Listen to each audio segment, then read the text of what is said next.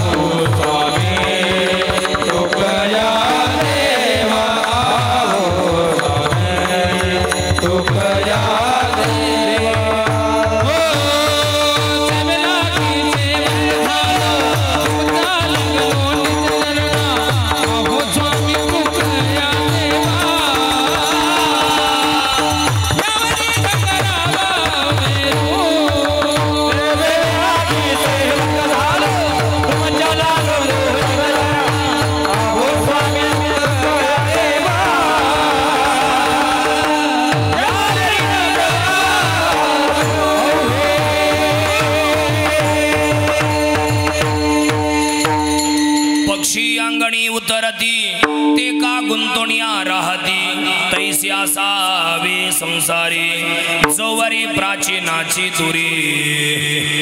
प्रस्तुत कीर्तन रूपी सभेसाठी निवडलेला अभंग। सुरुवात प्रारंभ करण्यापूर्वी थोडासा परिहार देणं गरजेचं आहे, महत्त्वाचं आहे। कशा निमित्त हा कार्यक्रम आहे सर्वांना ज्ञात आहे, माहिती आहे, कल्पना आहे, तरी पण सांगणं हे सांगणाराचं किंवा वक्त्याचं आद्य कर्तव्य ठरत असते। आणि परम आदरणीय परम पूजनीय पूजनीय पिताश्री रंगनाथ बाबा कमानकर बाबांच्या प्रथम वर्ष श्राद्धाच्या अर्थात पुण्यस्मरणाच्या कार्यक्रमाच्या निमित्तानं घडवून आलेला आणि घडवून आणलेला हा भव्य दिव्य स्वरूपाचा एक दिवसाचा कीर्तन उत्सव, कीर्तन सोहळा, नाम यज्ञ, नाम उत्सव मोठ्या आनंदात आणि शोकाकुल वातावरणात संपूर्ण होतोय।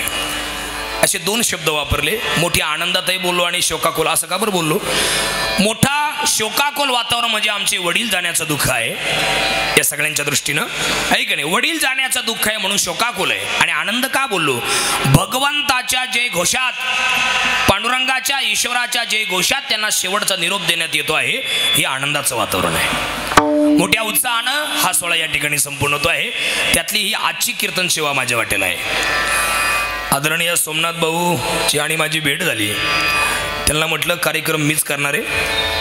10व्याच्या वेळेला मला फोन तुम्ही केला होता, पण त्यावेळेला मला कार्यक्रम होता त्यामुळे मी नाही करू शकलो, पण आता मात्र श्राद्धाचं कीर्तन मीच करणार आहे। त्या निमित्तानं हे मला दिलेलं हे निमंत्रण आदरणीय सोमनाथ भाऊ आणि आदरणीय शिवनाथ दादा या दोघांनी दिलेलं मला हे प्रेमाचं, आपुलकीचं, जिव्हाळ्याचं आणि सलगीचं निमंत्रण। आणि त्यांच्या निमंत्रणामुळे तुम्हा सर्वांचं दर्शन, उपस्थित सर्व वडीलधारी, सर्व आई बहिणी, उभ्या महाराष्ट्रभर ज्या साऊंड सिस्टीमचं नाव आहे ते विश्वगुरु साऊंड सिस्टीम, ऐकणे वा शंकर दादा लोखंडे ते या ठिकाणी हजर आहेत। आमचे आदरणीय निमगावचे प्रवीण दादा तेही आहेत।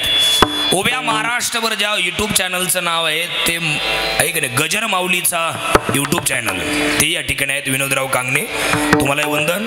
उभ्या महाराष्ट्राला ज्यांचं नाव माहिती आहे, कमी वयात आणि कमी काळात ज्यांनी आपलं नाव मिळवलंय ते चिंतामण महाराज सानप या ठिकाणी आहे, एक नंबरचे गायक। झी टॉकीजच्या माध्यमातून घराघरात पोहोचले ते उभ्या महाराष्ट्रभर ज्यांचं नाव आहे, ज्यांची दरवर्षी आपल्याला 15 दिवस दर्शन होत असतं, असे आदरणीय आमचे मोदकराव दिगंबर महाराज आहे या ठिकाणी आहेत. वा छान.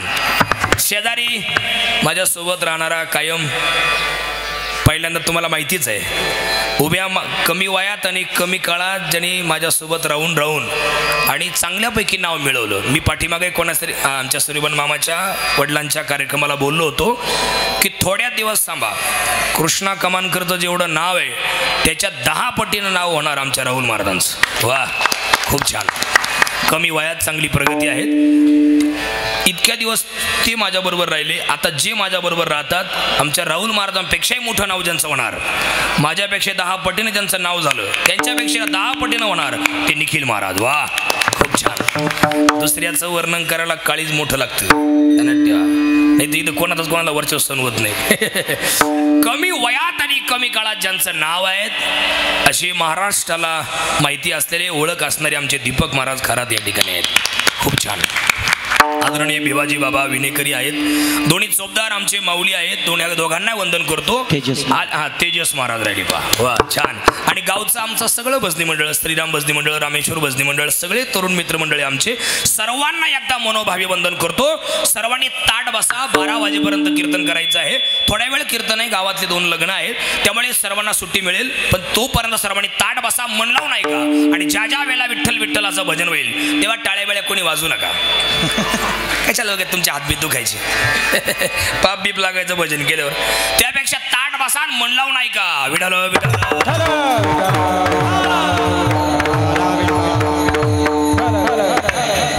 स्वाध्यायी परिवारामध्ये लहानपणापासून कार्यरत असणारं हे पूर्ण कुटुंब, गावागावात जाऊन भक्ती फेरी करणारं हे कुटुंब, आणि आडलेल्या नडलेल्यांना सहकार्य करणारं, मदत करणारं हे कुटुंब, अर्थात रंगनाथ बाबाचा हा पूर्ण परिवार. कमी वयात आणि कमी काळात आमच्या सोमनाथरावांचं भक्ती फेरीच्या माध्यमातून चांगल्यापैकी नाव आहेत. गावागावात जाऊन, मी तुम्हाला पहिल्यांदा मागं कोणा स्त्रीला बोललो होतो, हे भक्ती फेरी करणारी माणसं कोणाच्या घरचं अन्न खात नाही, कोणाच्या घरचं पाणी पित नाही, कोणाचा चहा पित नाही. गावागावात जाऊन ईश्वराची ऐकणे प्रचार प्रसार करण्याची ताकद या मंडळीमध्ये आहे. ऐकणे गावागावात जावोनी आलो, प्रभू विचार देवोनी आलो. गावागावात जावोनी आलो, प्रभू विचार देवोनी आलो. जवा पहाट फुटत होती, जवा पहाट फुटत होती, जवा पहाट फुटत होती, नवी चांदणी सुकत होती, कथा कृष्णाची सांगणे आलो, प्रभू विचार देवोनी आलो.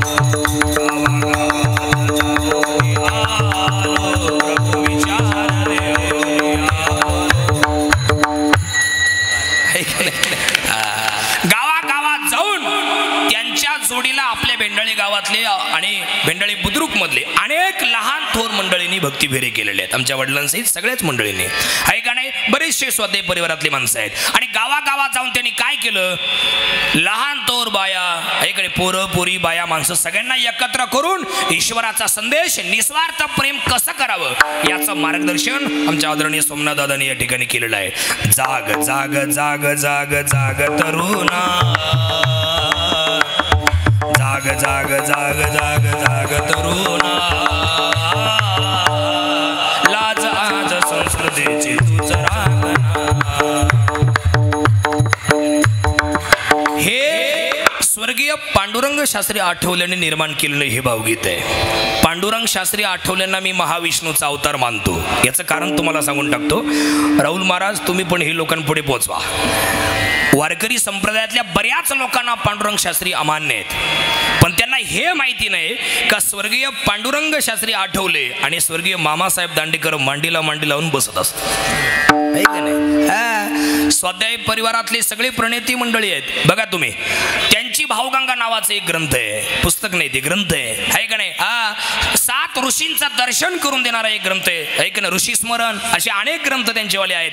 जसे ज्ञानेश्वर महाराजांनी 4 ग्रंथ लिहिलेत तसे पांडुरंग शास्त्रींनी सुद्धा अनेक ग्रंथ लिहिलेत. उच्चातले उच्च जो प्रतीचा माणूस आहे, उच्च ज्ञानी, त्याला कळणारा ग्रंथ म्हणजे व्यास विचार. चला त्याच्यानंतर पुढं मायक लक्ष ठेवा, मी इकडे पुढचा ग्रंथ आहे त्याच्यापेक्षा खालचा ऐकणे म्हणजे थोडा कमी बुद्धीवाला, त्याच्याकरता ऐका नाही भावगंगा आहे, सगळ्यांना कळलं असा भावगंगा आहे. आणि अजून तुम्हाला सांगू, जसा ज्ञानेश्वर महाराजांनी हरिपाठ ग्रंथ शेंबड्या पोराला सुद्धा कळेल याकरता निर्माण केला, त्याकरता पांडुरंग शास्त्री आठवलेंनी भावगंगा नावाचा ग्रंथ तयार केलाय. सगळ्यांना तो कळेल. त्यांना महाविष्णूचा अवतार का मानतो मी, मायक लक्ष ठेवा. पांडुरंग शास्त्रींना महाविष्णूचा अवतार मानण्याचं कारण एकच आहे, भगवान कृष्ण परमात्म्याने कुरुक्षेत्रावरती भगवद्गीता सांगितली सगळ्या जगाला उद्देशून. ऐक नाही पूजनीय श्रीखंड रे बाबा, ऐक नाही सगळ्या जगाला उद्देशून सांगितलंय भगत बाबा. सांगू तुम्हाला, पण ती गीता कोणाला कळत नव्हती. संस्कृताची गाठी, कारण ती भाषा संस्कृत आहे ना. धर्मक्षेत्रे कुरुक्षेत्रे समवेता युत्सवा मामका पांडवा शैव किम कुर्वत संजय दृष्ट्वा तु पांडवानिकम विडोम दुर्योधनस्तदा आचार्यमुपसंगम्य राजा वचनमब्रवीत. हा गीतेतला त्यातला पहिला श्लोक. आणि गीता शेवट संपली, यत्र योगेश्वर कृष्ण यत्र पार्थो धनुर्धरः तत्र श्री विजयोर्भूत्र ध्रुवानी तिर्मतिर्मम. ह्या 700वा श्लोक आहे हा. अशी भगवद्गीता सगळ्या जगाला उद्देशून निर्माण केली, अर्जुनाला सांगितली.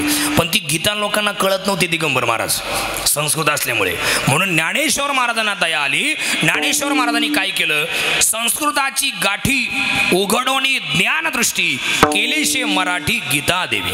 ब्रह्म साम्राज्य दीपिका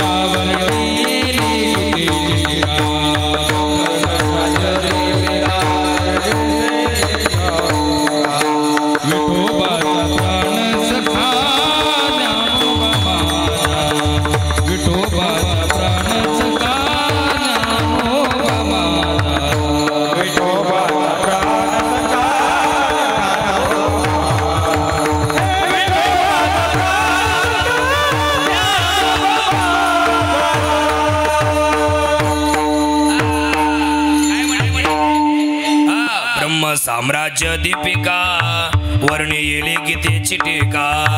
हे विठोबाचा प्राण सखा ज्ञानोबा माझा, ज्ञानोबा माझा साधकांचा माय बाप दर्शने हरे ताप. ऐक नाही त्यांनी मराठी केली ज्ञानेश्वरी, पण ज्ञानेश्वरी लोकांना कळत नव्हती. म्हणून पांडुरंग शास्त्री आठवलेंनी जे ग्रंथ तयार केले त्यातली भावगंगा नावाचा ग्रंथ आहे, सगळ्या जगाला उद्धरणारा तो ग्रंथ आहे. आणि त्या परिवारातलं हे संपूर्ण कुटुंब आहे. ऐका नाही त्यांच्या वडिलांचं पुण्यस्मरण आणि त्या निमित्ताने ह्या कार्यक्रमाचं आयोजन आहे. त्या निमित्तानं जो अभंग निवडलाय तो मोठा गोड आहे. संत एकनाथ महाराजांचा हा अभंग आहे. आणि या अभंगातील 4ही चरणांचा सरळार्थ असा आहे. अभंगाच्या पहिल्या चरणात एक दृष्टांत आहे, तिसऱ्या चरणात एक दृष्टांत आहे आणि अभंगाचा शेवट करून सिद्धांत देऊन अभंगाला पूर्ण विराम केला आहे. विठ्ठल विठ्ठल. ऐका, या जगात या मृत्यूलोकात ज्या व्यक्तीचा, प्राण्याचा, मनुष्याचा जन्म झाला त्या प्रत्येक माणसाला जगाचा निरोप घ्यावा लागतो. हे सगळ्यांनाच पाठ आहे. इथं कोण राहायला आलंय? अश्वत्थामा बलिर्व्यासो हनुमानस्य विभीषणः कृपः परशुरामस्य सप्तैते चिरंजीविनः. अश्वत्थामा, बली, व्यास, कृपाचार्य, परशुराम, हनुमान आणि 7वा विभीषण असे 7 लोक आहेत. या लोकांना कधी स्मरण नाही. या 7 लोकांना का मरण नाही? हे 7 लोक जेव्हा वरती होती म्हणजे स्वर्गात, तेव्हा त्यांनी मृत्यूलोकात म्हणजे या जगात त्यांनी यायची अपेक्षा केली होती की आम्ही या मृत्यूलोकात जाऊ, देवाचं भजन कीर्तन आम्ही करू आणि आम्ही आमच्या जीवनाचा उद्धार करू. म्हणून ते नारायण नामे हो जीवन मुक्त नारायण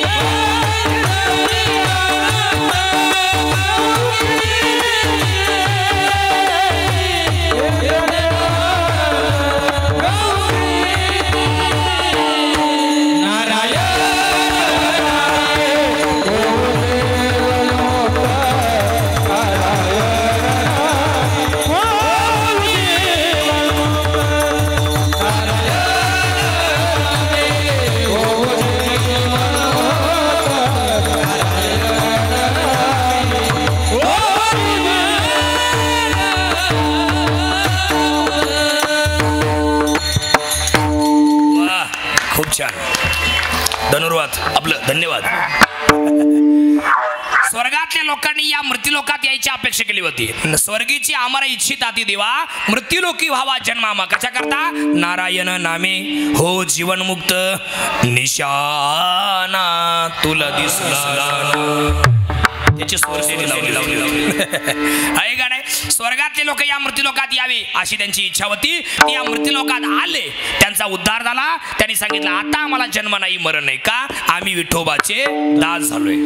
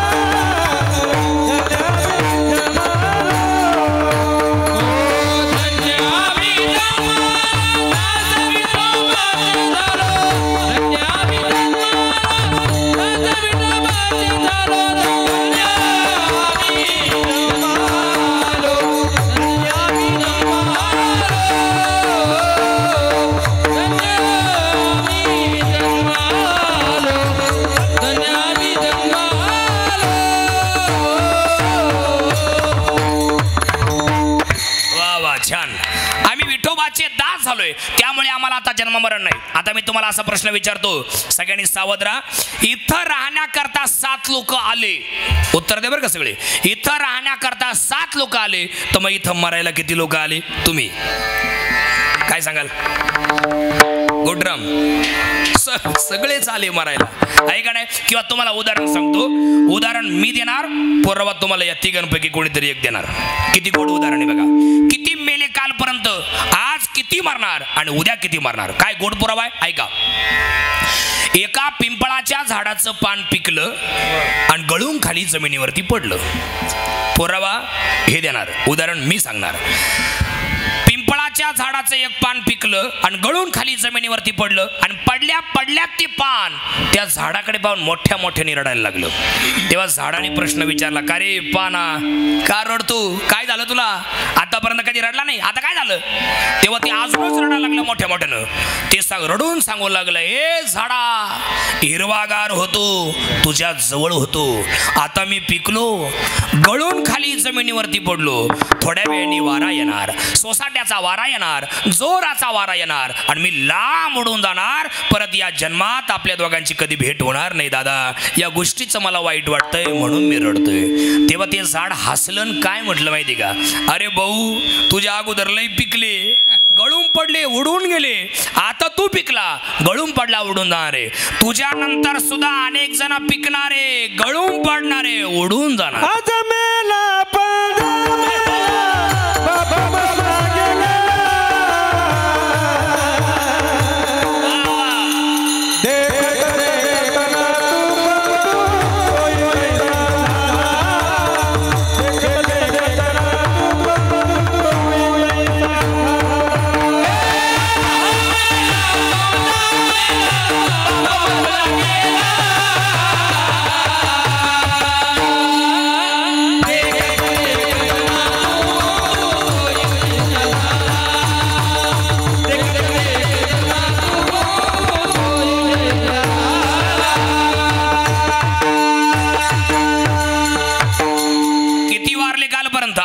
मेला पंजा मेला बाप मसना गेला.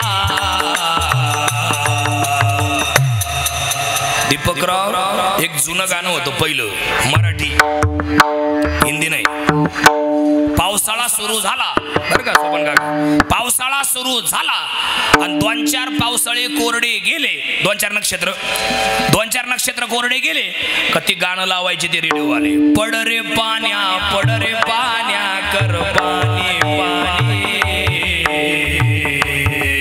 शेत माझं लई ताण्यानं जात गावानी. त्याचे स्वर आहेत ते, आजा मेला पंजा मेला बाप मसना गेला.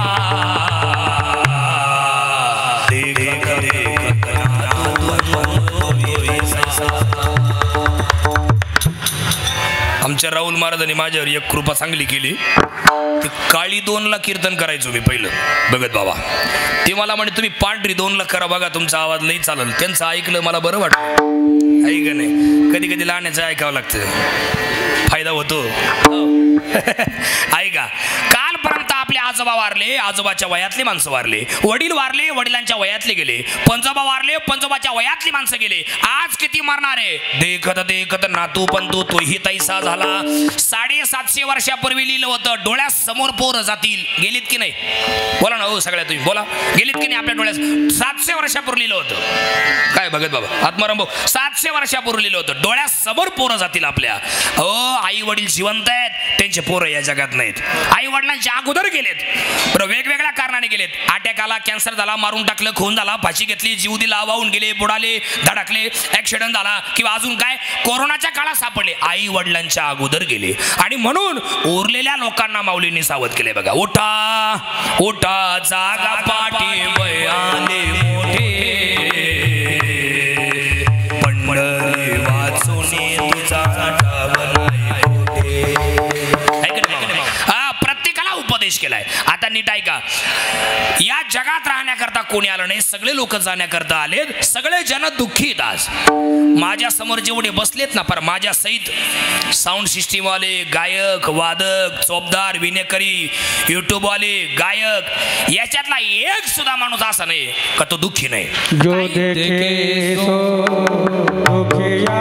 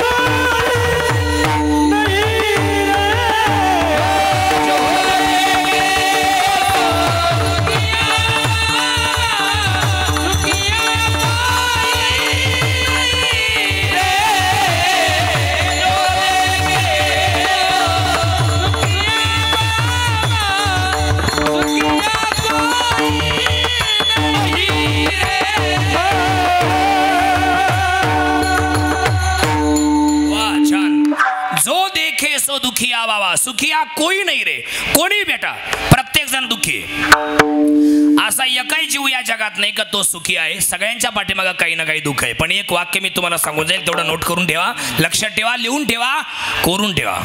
हे बघा, प्रत्येकाच्या आयुष्यामध्ये येणारं जे काही सुख दुःख आहे हा ऊन सावलीचा खेळ आहे.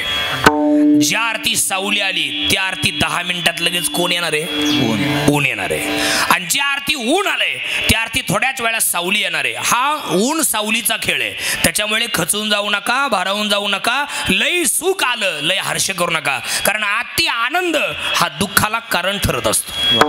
कुठल्याही गोष्टीचा लय आनंद कधी करायचा नाही. एखाद्या गोष्टीचे काही उत्पन्नाचे लय पैसे झाले तर लय आनंदाचं वातावरण करून नको जाऊ.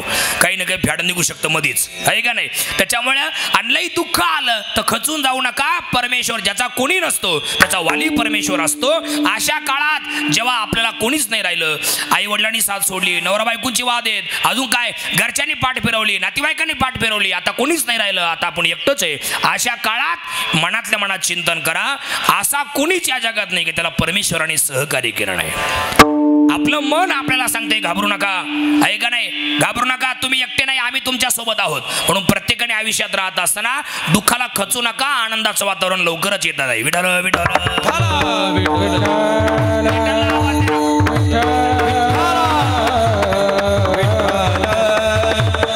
काही दुःखी माणसं आमच्या भेंडाळीचे, भेंडाळी खुर्द बुद्रुक परिसरातली काही माणसं एकनाथ महाराजांकडे गेले आणि एकनाथ महाराजांना म्हटले जय हरी, म्हणजे जय हरी. एकनाथ महाराज बाहेरच बसले होते बरं का. यांनी घेतला त्यांना जय हरी, म्हटले जय हरी तुमचं लग्न झालंय का? महाराज म्हटले तुम्हाला माझ्या लग्नाशी काय करायचं? हे काय माझी बायको गिरिजा, हा माझा मुलगा हरी पंडित. तुमचं लग्न झालंय? म्हटले हा. मग आमचं पण झालंय. महाराज म्हटले मग मी काय करू? नाही आमचं असं म्हणणं आहे, आमचंही लग्न झालंय, आम्हाला बायको आहे, मुलं आहे. तुमचंही लग्न झालं, तुम्हाला बायको आहे, मुलगा आहे म्हणता हरी पंडित नावाचा. मग तुम्ही संसारात राहून एवढी सुखी कसे? कारण संसारातला कुठलाच माणूस सुखी नाहीये. तुम्ही असं काय केलं ते आम्हाला तुम्ही सांगा. महाराज म्हणतायत मी जे केलं ते तुम्हाला सांगतो. तुम्हाला संसार करायचा असेल आणि संसारात राहून जर सुखी राहायचं असेल तर तुम्ही पक्षासारखा संसार करा, पक्षासारखं जीवन जगा. पक्षी काय करतो? उत्तर पहिल्या चरणात आहे. पक्षी अंगा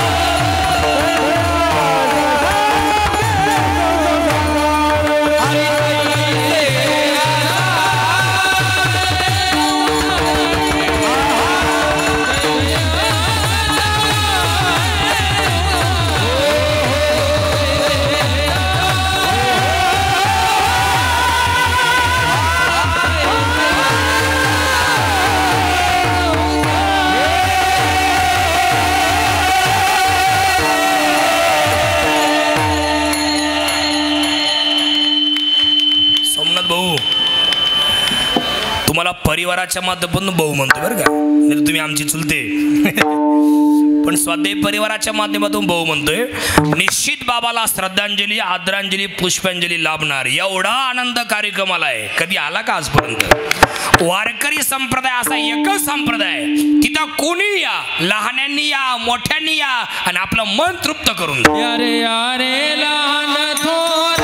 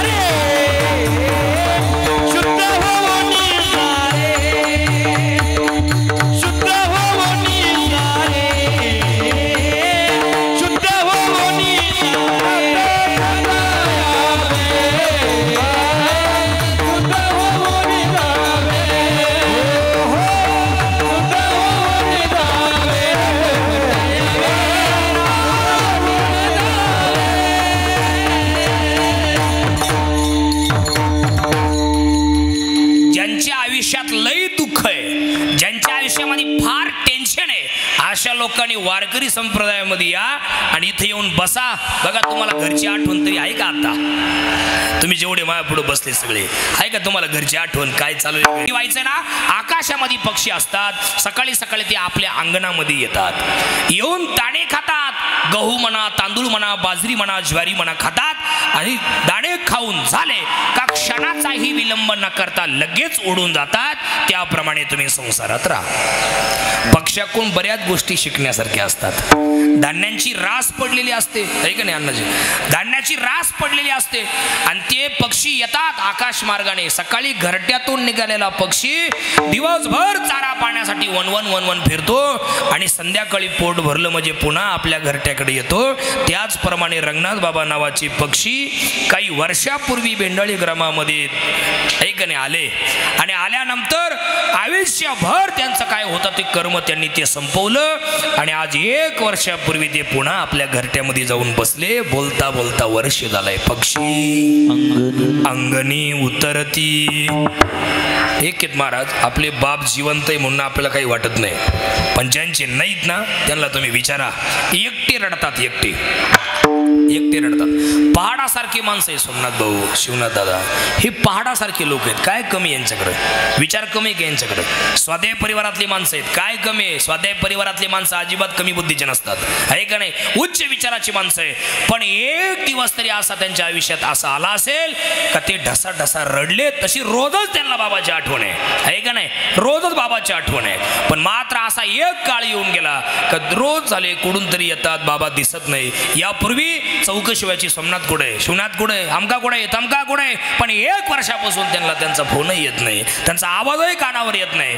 बऱ्याच लोकांच्या मोबाईलमध्ये आपल्या वडिलांचे नंबर सेव्ह आहेत, पण त्याच्यावरून त्यांना फोन येत नाहीत का नाही येत? अजिबात येत नाही. त्याच्यावर येतात पण दुसराच कोणाचा तरी आवाज येतो, घरातल्या एखाद्या बाईचा आवाज येतो, एखाद्या बाळाचा आवाज येतो, पण वडिलांचा आवाज त्यांच्या कानावर पडत नाही. फार लांब ते निघून गेले. पूर्वेचा सूर्य पश्चिमेला गेल्यानंतर बाप नावाचा सूर्य जेव्हा घरी येत नाही तेव्हा त्या कुटुंबावर जो अंधार पडतो तो अंधार किती उलटेचे दिवे, मरकुरी बल्ब हजारो लाखो नव्हे करोडो मेणबत्त्या जरी लावल्या तरी तो प्रकाश भरून निघत नाही. तो बाप अर्थात वडील गेल्याचा अंधार आहे. रंगनाथ नामे सूर्य 1 वर्षापूर्वी मावळला, त्या सूर्याचा आता कधी उदय होणार नाही. झाकलिया घटीचा दिवा, दिव्याची वात तोपर्यंतच चालू आहे जोपर्यंत दिव्यात तेल आहे. पण दिव्यातलं तेल संपलं की दिव्याच्या वातीला विजवावं लागत नाही, ती आपोआपच विजते. तसं देहरूपी दिव्यातलं आयुष्यरूपी तेल संपलं की प्राण नावाची ज्योत आपोआप मालवते, तिला मालवायची गरज नाही. आयुष्याचे बटी देह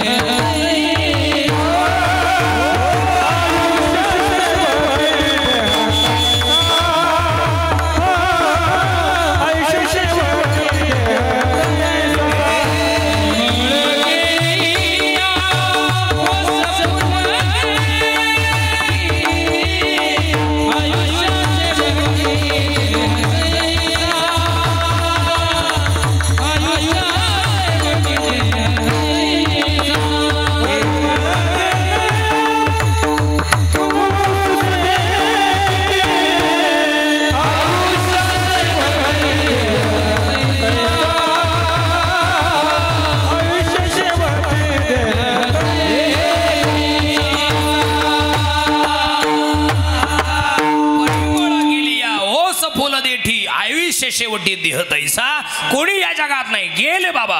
मला आठवते चांगल्यापैकी सायकलो बऱ्याच दिवस त्यांचा प्रवास होता.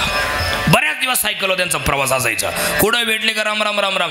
माझं एक भाग्य असं आहे, आलेल्या पाहुण्यांसाठी सांगतो, आमच्या गावात जेवढे आम्ही महाराज लोक आहेत, आमचं गाव म्हणजे भेंडाळी खुर्द आणि भेंडाळी बुद्रुक, आमच्या गावाचं असं वैशिष्ट्य आहे, कुठल्याच कीर्तनकाराला प्रवचन करायला गावात मान आहे किंवा नाही मला माहिती नाही द्यायची, पण आमचं गाव एवढं चांगलं आहे, एवढं प्रामाणिक आमचं गाव आहे, आम्हाला विचारल्याशिवाय, आम्हाला बोलवल्याशिवाय कुठलाच निर्णय आमच्या गावचे लोक घेत नाही. एवढं गाव आमचं चांगलं आहे, कुठलंच नाही. सप्ताह असो, हे जुने माणसं आमच्या पुढे बसलेत, हे तरुण मित्रमंडळी आमच्या मागे उभे आहेत. सप्त्याचं नियोजन जरी असलं, तुमच्या तुम्ही पहा, आम्ही तुमच्या मागे उभे आहेत, अशी म्हणणारी माणसं आमच्या पुढे बसलेली आहेत.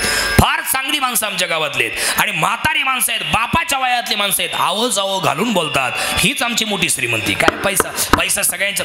हे बघा, पैसा हा नशिबाचा खेळ आहे, पण आम्ही कमावलेली श्रीमंती आहे. आमच्या बापाच्या, आमच्या आजोबाच्या वयातली माणसं आमच्या पुढे लावतात, आम्ही त्यांना पाया पडू देत नाही, पण लावतात. हीच मोठी श्रीमंती आहे. याच्यापेक्षा अजून काय कमवायचं, बरोबर आहे की नाही. फार चांगली माणसं आमच्या गावची आहेत. हे गावात उभा आहे म्हणून मी कौतुक करत नाही, ही वस्तुस्थिती आहे का नाही. रंगनाथ बाबांचं सुद्धा असंच असायचं. मी जर दिसलो कधी तर ते वर हात करून, कधी कधी सायकल उभी करून थांबायचे, बोलायचे. एवढ्या 2-4 वर्षात आमच्या कधी भेटी झाल्या नाही कोरोनानंतर, पण अगोदर कायम त्यांचा हात वर असायचा, कायम ते आमच्याशी बोलायचे, गप्पा मारायचे, प्रेमाने आदराने. आणि मी तर या मताचा आहे, तुम्हाला काय वाटतं त्याशी मला घेणं नाही, पण मला असं वाटतं शंकरराव, जुने म्हातारी माणसं वारलीच नाही पाहिजे. हे रंगनाथ बाबाच्या वयातली माणसं, हे माया पुढे जेवढी बसले ना धोत्रावाले, याच्यातला एकही माणूस वारला नाही पाहिजे. या लुगड्यावाल्या म्हाताऱ्या एकही म्हातारी वारली नाही पाहिजे. मी या मताचा आहे. का नाही, ऐकून ठेवा. इथं राहायला कोणीच नाही आला, सगळेच मरायला आलेत दीपकराव. इथं कोणीच जिवंत राहणार नाही, सगळेच मारायला आलेत. पण मला असं वाटतं की जुनी माणसं वारली नाही पाहिजे. का नाही वारली पाहिजे सांगतो तुम्हाला, पटेल बघा. जुने माणसं, हे रंगनाथ बाबाच्या वयातली माणसं, हे समोर जेवढे बसलेत ना धोत्रावाले, हे जुने माणसं गावाची पांघरुण असतात आणि जुन्या म्हाताऱ्या बाया लुगड्यावाल्या कुटुंबाची आधार असतात, आहे का नाही. आजही जर भेंडाळी, औरंगपूर म्हणजे बुद्रुक या गावावर जर काही संकट आलं, किंवा तुम्ही कुठल्या गावचे आलेत पाहुणे तुम्ही, आजही जर तुमच्या गावावर एखादा वाईट प्रसंग आला, तर जुनी म्हातारी माणसं गावाला आधार देण्याचे कामं करतात. घाबरू नका, आम्ही आहे, काळजी करू नका, आम्ही आहे, तुमच्यापेक्षा आम्ही लय वाईट काळ पाहिलाय, घाबरू नका, आम्ही आहे, घाबरू नका, आम्ही आहे, अशी म्हणणारी लोक आहेत. म्हणून हे लोक वारले नाही पाहिजे. जुन्या म्हाताऱ्या लुगडेवाल्या एव्हा बसल्या काही, या वारलेच नाही पाहिजे कवाच. का नाही वारल्या पाहिजे, पुढचं ऐका. तुम्हाला आता हसू येईल, पण पुढचं ऐकल्यावर जरा बरं वाटेल. जुन्या म्हाताऱ्या बाया आजही आपली, एखाद्या दिवशी आपल्या आईला लहर येते का नाही येत, बोला सगळ्या. आपल्या म्हातारीला लहर येते ना, आपली म्हातारी आपल्या आईला सांगते, आपल्या बायकोला सांगते, बाय सुनबाई आजच्या दिवस स्वयंपाक मी करते, काल दिवसभर आपल्याकडे पाहुणे होते, सगळ्यांचं करून थकली तू बाळा, एक काम कर, आजच्या दिवस स्वयंपाक मी करते, जा भांडेगर जा, धुणं धुई जा. आणि मग आपल्या म्हातारीचा स्वयंपाक 3-3 भाकरी म्हातारी संगच करते.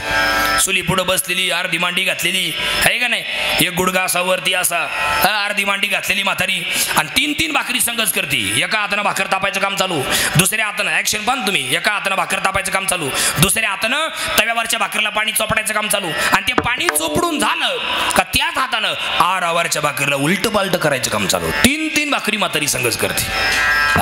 आणि तेवढ्यात आपण जावा ना आपल्या आईला सांगावं, हे आहे काय झालं, हे आहे अरे काय, हे आहे अरे काय झालं, काय हे आहे अरे काय झालं. तो बाळू पंचा बाळू, तो लहानपणी 5वी पर्यंत आम्ही एकत्र होतो, हा त्याचं काय, त्याची आई वारली, हे बाबा कसं काय मला माहिती नाही आई, पण गावात गेलो दूध घालायला, पण तिथं चर्चा रंगली, त्या बाळूची आई वारली.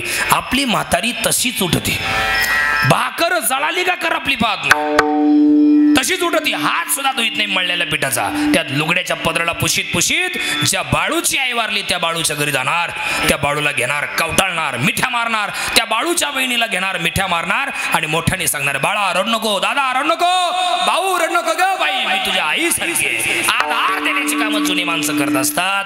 म्हणून हे जुनी माणसं कधीच वारले नाही पाहिजे, या मताचा मी. तुम्हाला काय वाटतं मला माहिती नाही, पण मला हे वाटतं. आमचे चिंतामण महाराज, आमचे राहुल महाराज एक वडिलांबद्दल एक गोड गाणं म्हणत असतात. मी त्यांना म्हणायला होतो, आमचे सोमनाथ दादा, आमचे शिवनाथ दादा आणि आमच्या सगळ्या घरातल्या बाया, आदरणीय सुनीता डेरले, अनिता खालकर, रंभाबाई जगताप, पुष्पा खालकर, मनीषा कुईटे, वनिता उगले, सोनाली हळदे, या सगळ्यांच्या आयुष्यातला आमचा बाप निघून गेलाय. त्यांना एक आदरांजली म्हणा. मध्ये माया त्याच्या काळ्या बेगावाने दाखवी ना कधी पुन्हा डोळ्यात पाणी.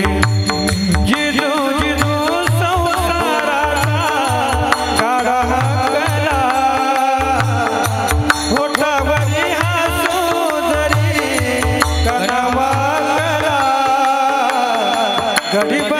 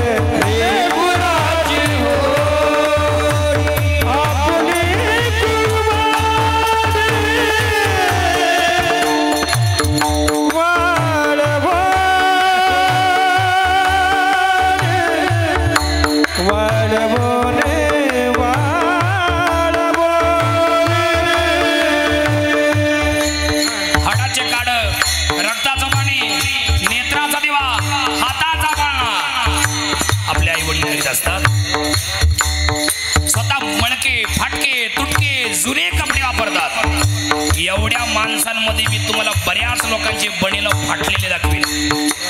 त्यांचे शर्ट वरून चांगले शर्टराव, त्यांचे शर्ट हे शर्ट फक्त चांगले, आतमध्ये बनेला फाटलेले. का? स्वतः मणके कपडे वापरतात, पोरांना चांगले कपडे घेऊन देतात. का? माझा पोरगा कॉलेजला आहे, माझी पोरगी हायस्कूलला आहे, माझा पोरगा ITI करतोय, माझी पोरगी इंग्लिश मिडियमला आहे. अरे मोठ्या मोठ्या घरचे कार्टी कॉलेजला येतात, हायस्कूलला येतात, शाळेत येतात. आणि माझ्या पोरांच्या अंगावर जर फाटके मळके तुटके कपडे पाहिले तर माझ्या पोरांना ते पोरं हसतील. म्हणून आईबाप स्वतः कष्ट करतात आणि पोरांना चांगले कपडे घेऊन देतात.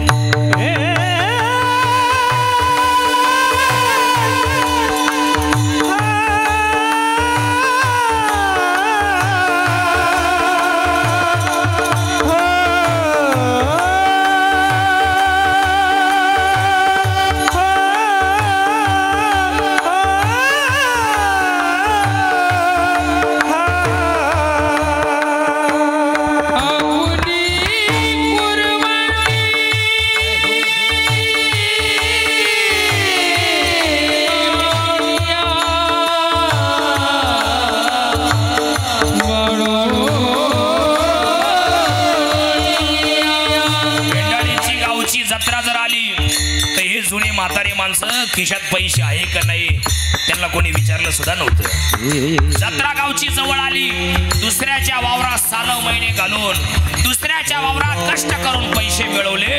पण माझ्या पोरांना आहे का नाही जत्रेमध्ये खरेदी करता आली पाहिजे, हा विचार जुन्या माणसाने केला होता.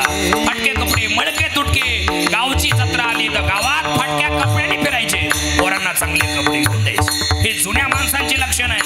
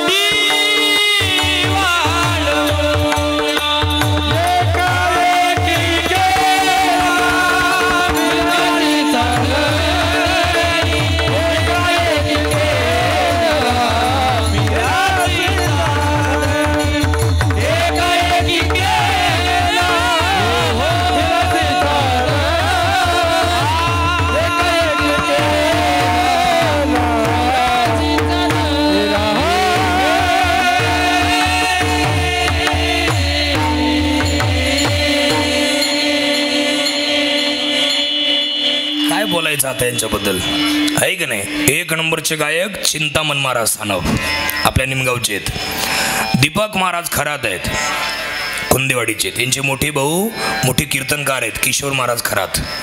आणि त्यांचा परिचय तर आपल्याला आहेच. मधले गायक फार लांबचे आहेत, राहुल महाराज खालकर तिकडचे आहेत. ह्या सगळ्या मंडळीने जुळून आणलेला हा कार्यक्रम आहे. आपुली कुरवंडी वाळवणी हे सगळं नियोजन झालंय ना. भगत बाबा हे माझ्या समोर बसले होते बराच वेळ, सोमनाथ भाऊ. हे सगळं नियोजन कसं करायचं, काय करायचं, रात्री झोपातून उठून मला गावात पाठवलं होतं त्यांनी. जा गावात पहा, तुमच्या घरातलाच कार्यक्रम आहे, बाहेरचा नाही. रात्री 12 वाजेपर्यंत आम्ही राहुल महाराज मी इथं उभं होतो. का महाराज आहे आपलेच आहे, कार्यक्रम आहे तुमच्या घरातलाच आहे, परका कार्यक्रम नाही. हे सगळे विचारधारणा या जुन्या लोकांनी घालून दिलेले हे संस्कार आहेत. आणि तुमच्या माहिती करता बोलतो, भगवान पांडुरंगाची शपथ घेऊन सांगतो, फक्त 15 वर्ष थांबा, 15 वर्ष. हे जुने माणसं तुम्हाला पाहायला सुद्धा भेटणार नाहीत. काय वाटतं तुम्हाला? धोत्रावाले माणसं पाहायलाच भेटणार नाही तुम्हाला. धोतर फक्त तुम्हाला नाटकातच दिसणार, शाळेतल्या गॅदरिंग मध्ये दिसणार, आणि ब्राह्मणाच्या कीर्तनकाराच्या अंगावर दिसणार. बाकी तुम्हाला धोत्रावाले माणसं पाहायलाच भेटणार नाही. का? जुने माणसं आता कधी होणार नाही. आहे का नाही? ऐकून ठेवा, इथं 40-50 लाच अटॅक येतोय. काय बोलतोय मी, बरोबर आहे की नाही? 40-50 ला अटॅक येत, काहींना 25व्या वर्षी अटॅक येत. जुने म्हातारी माणसं आता कधी होणार नाही. म्हणून यांना शेवटचा निरोप या कार्यक्रमाच्या माध्यमातून गेलेली ही आदरांजली आहे. एकनाथ महाराज म्हटले, तुम्हाला सुखी राहायचंय ना, मग एक काम करा. आकाशातले पक्षी अंगणामध्ये येतात, धान्याची रास पडलेली असते, आणि दाणे खातात. आणि दाणे खाऊन झाल्यानंतर आपल्या चोचीमध्ये जेवढे बसतील तेवढेच दाणे घेतात आणि लगेच ओढून जातात. बस त्याप्रमाणे तुम्ही राहा. म्हणा तैसे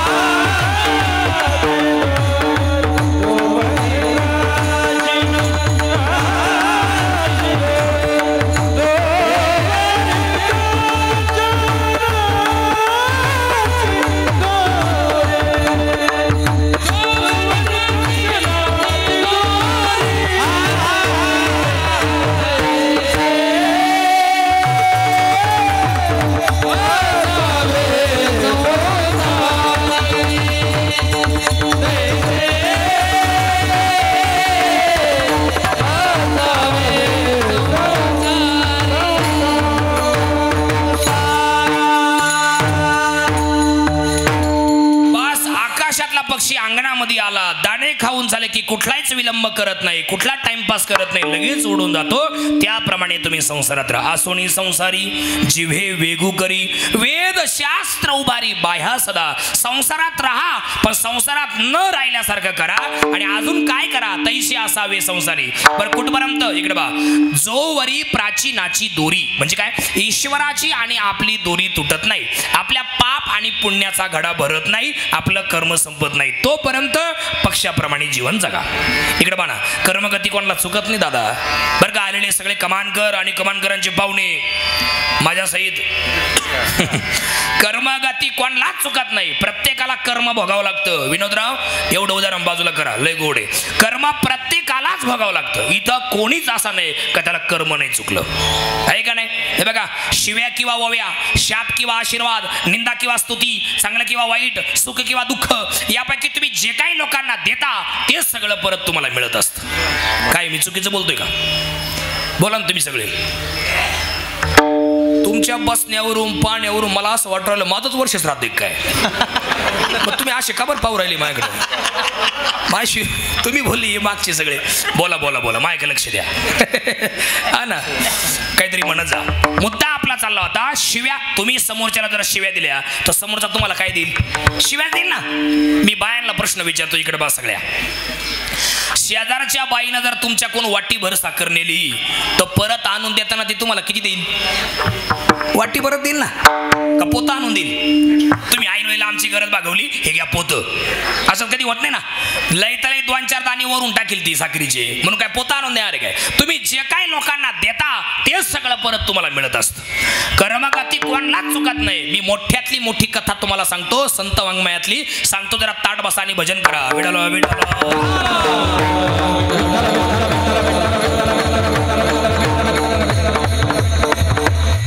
सगळ्या बाया तिकडून कोण येणारे आहेत ते तिकडंच येऊ राहिले. तुम्ही माझ्याकडे लक्ष द्या. गोड उदाहरण सांगतो मी तुम्हाला. कीर्तनाला आल्याचा पश्चाताप तुम्हाला होणार नाही, एवढं सुंदर उदाहरण आहे. फक्त मन लावून ऐका. कर्मगती कोणालाच चुकत नाही, कर्म प्रत्येकाला भोगावं लागतं. आपल्या संत वाङ्मयामध्ये सजन कसाई नावाचे एक संत होऊन गेलेत. कोण आहेत? सजन कसाई. जगन्नाथपुरीची यात्रे करू, जगन्नाथाची वारी करी. जसे आता पंढरपूरला आपण गेलतो की नाही सगळे पायी पायी, तसे जगन्नाथपुरीची यात्रे करू. रोज सकाळी चालत राहो, संध्याकाळी सूर्य मावळायला गेला, अंधार पडत चाललं का एखादं घर पाहावं, त्या घर मालकाला विनंती करावी आणि त्यांच्या घरी जेवण करावं आणि त्यांच्याच घरी झोपावं. आणि सकाळी उठायचं पुन्हा चालत राहावं. चालत चालत चालत चालत चालत चालत मजल दर मजल मजल दर मजल मजल दर मजल करीत सजन कसाई निघाले. जगन्नाथपुरीची यात्रा आणि पंढरपूरची यात्रा मागे पुढेच असते. अगोदर जगन्नाथपुरीची असते आणि मग पंढरपूरची यात्रा असते. जगन्नाथपुरीला निघालेले सजन कसाई, नीट ऐका, कर्मगती कोणाला चुकत नाही याच्याबद्दल, कर्म भोगावंच लागतं याच्याबद्दल. एका घरी थांबले. वेळ सायंकाळची आहे, 6:30 पावणे 7 वाजले. त्या समोरच्या घरातला बाईला आवाज दिला, हो ताई आहे का कोणी घरात? म्हणले हो ना, माझी मालक आणि मी आहे. मी जगन्नाथपुरीचा यात्रे करूय, मी निघालोय यात्रेला. माझी अशी इच्छा आहे, अंधार पडत चाललंय, रात्रभर तुमच्या घरी मला झोपू द्या. बाहेरच झोपतो मी इथे, काहीतरी आथऱ्या पांघरायला द्या, काही 2 घास असतील जेवायला तर द्या, नाही तर जाऊ द्या, काही अडचण नाही. त्या बाई म्हटल्या, असं कसं बोलता? जेव्हा आमच्या घरी 2 घास खा. तुम्ही वारकरी आहात, तुम्ही देवाचे उपासक आहात, तुम्ही वाटसरू आहात, प्रवासी आहात, ऐका नाही. आपला तो नेमच आहे संसारिक माणसांचं, ऐका नाही. आतिथ्य पूजनम शिवपूजनम, ऐका नाही.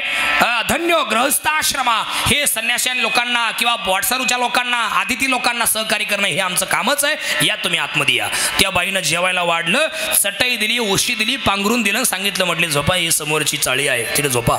तिथं झोपले सजन कसाई. मध्यरात्र झाली. गैरसमज करून घेऊ नका तुम्ही आलेले पाहुणे, उदाहरण चाललंय आपलं. मध्यरात्र झाली. सजन कसाई दिसायला फार सुंदर होते, फार देखणे होते. त्या घरातल्या बाई सजन कसाईच्या सौंदर्यावरती भाळल्या. मध्यरात्री उठल्या आणि ते ज्या ठिकाणी झोपले होते तिथं गेल्या. त्यांना जागं केलं, उठवलं. माझी मनोकामना पूर्ण करा. ते खडबडून जागे झाल्याने सांगितलं, हो तुम्ही असं का बोलता? तुम्ही माझ्या बहिणीसारखे आहात. अहो 2 घास तुमच्या हातचे मी खाली आहे. अहो मी प्रवासी आहे, तुम्ही माझ्या आई बहिणीसारखे आहात. असे उद्योग माझ्याकडून जमणार नाही, असं वाईट काम मी करू शकत नाही. त्या बाईचा असा गैरसमज झाला, राहुल महाराज, माझा नवरा घरात झोपलाय आणि म्हणून हा माणूस माझ्या नवऱ्याला घाबरतोय, म्हणून आमच्या दोघांच्या मध्ये येणारा माझा नवरा हा आम्हाला एक विक्षेपैकी नाही म्हणून त्या बाईनं काय केलं, क्वायता घेतला क्वायता आणि नवऱ्याचं मुंडकं तोडून टाकलं आणि मुंडकं तोडलं, सांगितलं आता आपल्या दोघांच्या मध्ये येणारा तुम्हाला ज्याची भीती वाटत होती त्यालाच मारलाय मी, आता काय अडचण आहे, माझी मनोकामना पूर्ण करा. त्यांनी सांगितलं प्राण गेला तरी चालेल पण माझ्या कोणी हे वाईट काम होणार नाही.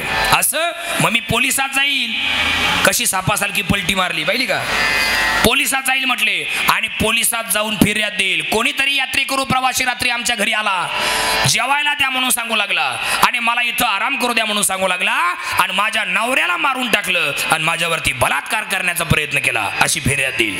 ते म्हटले काय करायचं ते करा पण माझ्याकडून वाईट उद्योग होणार.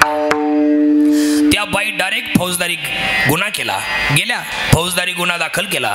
पोलीस स्टेशनला गेल्यानंतर त्या पोलिसांनी सजन कसायला बोलवलं. नीट ऐका, कर्मगती कोणाला चुकत नाही. सजन कसायला बोलवलं, सांगितलं म्हटलं तुम्ही तर वारकरी, तुम्ही तर या असले उद्योग तुम्ही करता, असं कसं काय शक्य आहे, अहो जगन्नाथपुरीला तुम्ही चाललात ना, असं तुमच्याकडून कसं घडावं. म्हटली अहो माझ्याकडून असं काहीच घडलं नाही हो, माझ्याकडं चुकीनं नजर असं काहीच नाही झालं माझ्याकडून, या बाईचा दोष आहे, या बाईने गुन्हा माझ्यावर दाखल केलाय ना, चुकी या बाईचीच आहे, अहो माझा काही दोष नाही, मला माफ करा, मला सोडून द्या. हात तोडले सजन कसायचे, हात दोन्ही हात कोपऱ्यापासून तोडले आणि फेकून दिले बाजूला आणि काढून दिलं सजन कसायला. ऐका पुढं, सजन कसाई रडत रडत निघाले, आतल्या आत देवावरती रागावं लागले. धुंद झाला तुझा दरबार, अरे अरे हा काय गुन्हा, अरे त्या बाईची चुकी, त्या बाईनं माझ्यावरती अत्याचार केला आणि वरून माझे हात तोडले, अरे कसला तू देव, तुला तोंड पाहायची इच्छा नाही माझी, तुला थोबाड सुद्धा पाहायची इच्छा नाही माझी, लई राग आला. तुझ्या वारीला मी निघालो होतो आणि माझ्यावरती हा गुन्हा झाला, हा अत्याचार माझ्यावर झाला, हा अन्याय माझ्यावर झाला, तुझं तोंड पाहायची मला इच्छा नाही. परत माघारी फिरले पण मनातल्या मनात परत विचार करू लागले, माझ्यासारखी अजून अनेक भक्त आहे, अशा भक्तांवर अशी वेळ येऊ नये माझ्यासारखी, म्हणून जाब विचारलाच पाहिजे. म्हणून परत फिरले आणि जगन्नाथपुरीला आले आणि बाहेरच बसले बागेत आणि मोठ्याने म्हणले इथं जो कोणी देव असेल ना, त्याला माहित नव्हतं का कोणी मध्ये, पण रागच तेवढा आला होता, हात तोडले विनाकारण काही कारण नसताना, चुकी त्या बाईची आणि दोषी मला ठरवलं, हात तोडले, याचं तोंडच पाहायचं नाही. मोठ्याने बोलले आतमध्ये जो कोणी देव असेल त्याला गरज असेल तर तरी बाहेर यावी. आले बा जगन्नाथ भगवान आले पण पालखी घेऊन आले, पालखी घेऊन आले. शंकरराव प्रवीण दादा पालखी घेऊन आले आणि सजन कसाईच्या पाठीमागे, ज्या झाडाला पाठ लावून बसले सजन कसाई, तिच्या पाठीमागे येऊन मोठ्याने आवाज दिला जगन्नाथ भगवंतांनी, सजना अरे मी आलोय, तुझी इच्छा आहे ना, इथं कोण देव राहतो तुला माहिती नाही, माझं नाव तू विचारलं ना कोण आहे, मी आलोय जगन्नाथ, मी आलोय, डोळे उघड, तुझं तोंड पाहायची मला इच्छा नाही, अरे तुझ्या वारी करणाऱ्याची हे हाल काही कारण नसताना तुझं तोंडच पाहायची माझी इच्छा नाही. का अत्याचार घडला माझ्यावरती, काय मी असा गुन्हा केला, काय मी असा पाप केला, काही कारण नसताना हात माझे तोडले. अरे मग तेच सांगायला मी आलोय, जरा डोळे उघड आणि माझ्याकडे बघ. सजन कसायने डोळे उघडले, सांगितलं बोल काय म्हणणं बोल, माझी इच्छाच नाही तुझी बोलायची तुझ्याशी, पण तू आता आलाय ना, बोल काय म्हणणं तुझं, तुझे हात का तोडले, मी का नाही आडवा आलो, असंच तुला म्हणायचंय ना, त्या बाईची चुकी होती तरी पण तुझे हात तोडले, असं तुझी इच्छा आहे ना, मी का नाही आडवा आलो, असं तुझं म्हणणं आहे ना. ऐक, मागल्या जन्मातलं ज्ञान करून दिलं. डोक्यावर हात ठेवला सजनाच्या जगन्नाथ भगवंतानी, असा डोक्यावर हात ठेवल्याबरोबर सजन कसाईला मागल्या जन्मातलं आठवलं. काय आठवलं, हे सजन कसाई मागल्या जन्मात रस्त्याने चालले होते, एक गाय जोर जोरात पळत होती जीव मुठीत घेऊन आणि एक माणूस तिच्या मागे लागला होता, गाय पकडा गाय पकडा गाय पकडा गाय पकडा. आणि सजना आठवतं का मागल्या जन्मातलं, एक गाय रस्त्याने पळत चालली होती, पाठीमागून एक माणूस येत होता, मोठ्याने आरडत होता गाय पकडा गाय पकडा. काही कारण होतं का, तुम्ही विचार चौकशी करायची ना, तो माणूस कोण आहे, ती गाय कोणाची आहे, तुम्ही तो शेतकरी माणूस आहे, त्या गायीचा मालक आहे का दुसराच कोणीतरी आहे, तुम्ही विचार न करता पळत गेले आणि दोन्ही हाताने मिळून ती गाय पकडून दिली. त्या कसाई, तो कसाई होता, तो त्या गायीचा मालक नव्हता, त्या कसायाने ती गाय धरली, तुम्ही पकडून दिलेली गाय कसायाने धरली, कत्तलखान्यात नेली, तिने तिचे तुकडे तुकडे केले, तिचं मांस वाटलं लोकांना. तीच मागल्या जन्मातली गाई या जन्मात झाली ती बाई, तोच मागल्या जन्मातला कसाई, या जन्मात झाला तिचा नवरा. मागल्या जन्मात त्याने तिला मारलं होतं म्हणून या जन्मात तिनं त्याला मारलं. अहो म्हटले हे झालं त्यांचं, पण मी काय केलं? काय केलं? अहो काही कारण होतं का?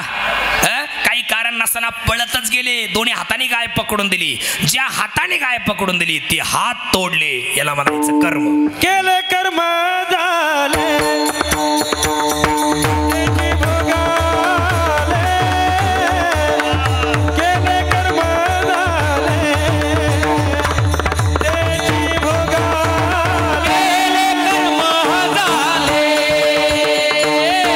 त्याची भोगाले.